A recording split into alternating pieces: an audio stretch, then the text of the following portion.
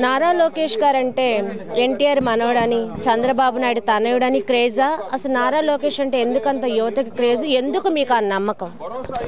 నరకాసురుడి నుంచి ఈ ప్రజలను కాపాడినట్టు మీరు చూస్తూ ఉన్నారు.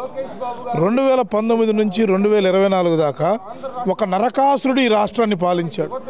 ఏ రకంగా హింసించాడు, అతని యొక్క పాలనకు చర్మగీతం పాడటానికి యువగలం అనే పాదయాత్రతో ముందుకు వచ్చింది నారా లోకేష్ గారు. దానికి పక్కన పెడితే ఇది ప్రతిపక్షం. గత అధికార పక్షంలో ఏం జరిగింది?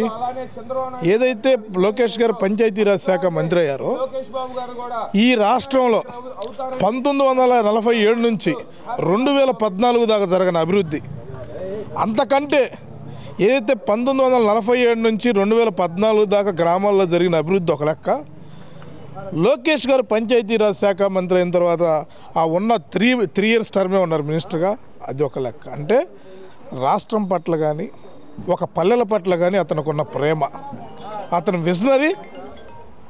అది కాకుండా రీసెంట్గా చూస్తే లోకేష్ గారిని నమ్మి ఏదైతే లోకేష్ గారు ప్రారంభించారో కార్యకర్తల సంక్షేమ నిధిని, సభ్యత్వం లోకేష్ గారిని నమ్మి వాళ్ళ 1 కోటి మంది దాటారు.